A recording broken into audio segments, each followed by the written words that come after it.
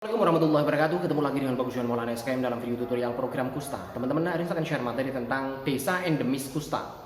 Desa endemis itu berarti desa yang dalam suatu batas geografi tertentu, wilayah administrasi tertentu itu terjadi infeksi terus-menerus, terjadi penularan terus-menerus tanpa faktor dari eksternal. Artinya tanpa penular dari luar, tanpa kasus impor, tetapi cukup di daerah tersebut itu memang sudah ada penularannya di situ dan terjadi penularan secara terus-menerus. Itu namanya desa endemis. Dalam hal ini kita bahas tentang kusta. Nah, jadi gini guys, kita bisa sebenarnya memetakan desa endemis di wilayah kita itu seperti apa dengan ciri-ciri desa endemis itu apa? Ciri-cirinya ada 3. Yang pertama, 5 tahun terakhir pada desa tersebut selalu ditemukan kasus kusta baru berturut-turut. Nah, yang kedua cirinya adalah selama 5 tahun terakhir kita menjumpai adanya kasus kusta baru dengan kondisi cacat tingkat 2. Ciri yang ketiga adalah selama 5 tahun terakhir kita menjumpai kasus kusta baru dengan usia anak-anak. Anak berarti kurang dari 15 tahun. Kita bahas satu persatu ya guys. Yang pertama, yaitu dalam 5 tahun terakhir kita menemukan kasus kusta baru setiap tahun berturut-turut. Nah, misalkan nih, ini kan kita awal 2024. Nah, kita telisik ke belakang, kita lihat data, kita menganalisis entah itu data di SIPK ya, di program Kusta atau data catatan pribadi programmer yang ada di Puskesmas dan sebagainya. Kita lihat nih 5 tahun ke belakang, berarti dari tahun 2019, 2020, 2021, 2022, 2023 ya, 5 tahun belakang. Kita lihat desa mana yang dimana selalu ada penemuan baru selama 5 tahun berturut-turut dari 2019 sampai 2023 itu disebut desa endemis. Setiap tahunnya nemu kasus baru, setiap tahunnya nemu kasus baru. Sedangkan masa inkubasi kusta itu kan 2 sampai 5 tahun. Berarti kalau kita setiap tahunnya menemukan kasus baru, itu artinya di situ terjadi penularan terus-menerus. Entah itu penularnya sudah kita temukan, sudah didefinisikan, ataupun masih hidden case, kasus tersembunyi, itu tetap yang namanya penularan sedang terjadi dan akan terus terjadi di tahun-tahun berikutnya.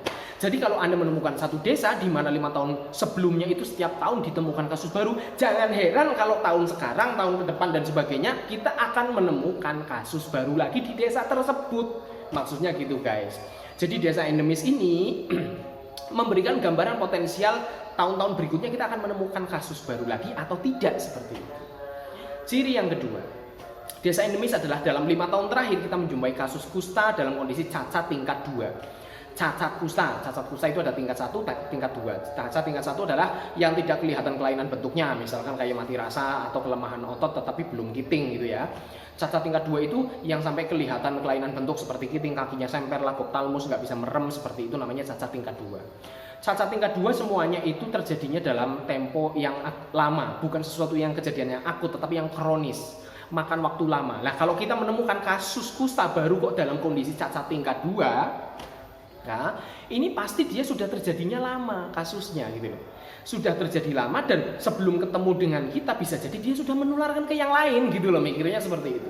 Tadi saya katakan cacat tingkat 2 pasti dia membutuhkan waktu.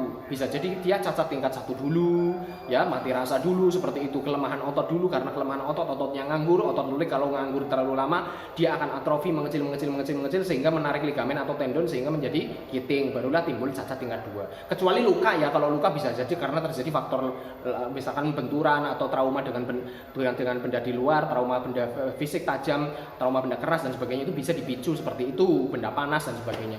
Tetapi kalau cacat tingkat 2 yang tidak karena faktor luar selain luka, itu kan terjadinya lama. Jadi jika Anda menemukan kasus baru pada kusta 5 tahun ke belakang dalam suatu desa dalam kondisi cacat tingkat 2, ini pasti orang terlambat sekali ketemunya gitu loh. Ya, artinya dia sudah lama bercaknya muncul, bisa jadi lebih dari 6 bulan, lebih dari 1 tahun atau bertahun-tahun bahkan, dan baru ketahuan. Entah itu ketahuannya karena dia periksa sendiri secara sukarela kepada kita sebagai tenaga kesehatan, atau kita pemeriksaan aktif turun ke daerah, kita terjun ke lapangan mencari kasus secara aktif dan nemu. Intinya begitu kita menemukan dia kok sudah cacat tingkat 2, artinya penemuannya sudah sangat terlambat. Ya, di sini deteksi dininya sudah benar-benar terlambat. Dan dalam keterlambatan itu dia memungkinkan sudah menularkan ke yang lain juga. Dan yang tertular itu, kontak eratnya itu kemungkinan nanti akan muncul gejalanya 2 sampai 5 tahun ke depan.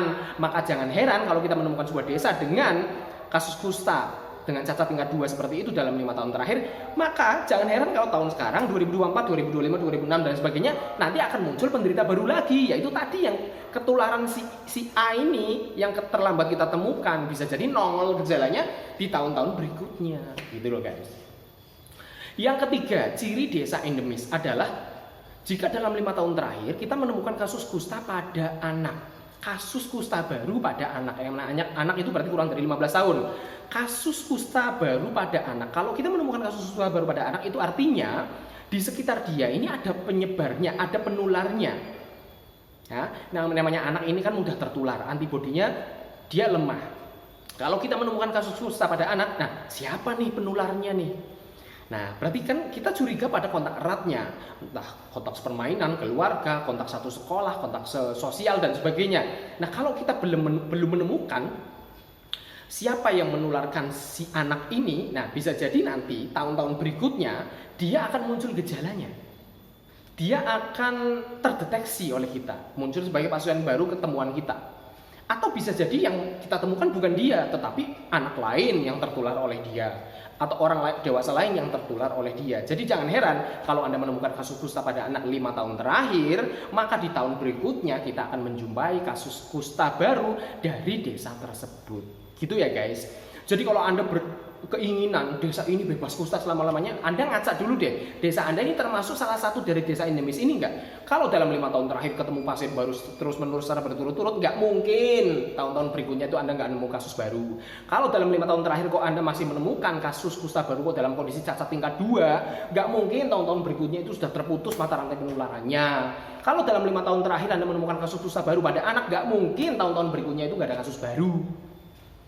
Jadi kalau misalkan mau benar-benar bebas kusta di desa Anda, ini 3 hal ini kita atasi dulu. Jangan sampai ada 3 poin ini, 3 tanda-tanda ini. Gitu ya guys, terima kasih. Assalamualaikum warahmatullahi wabarakatuh.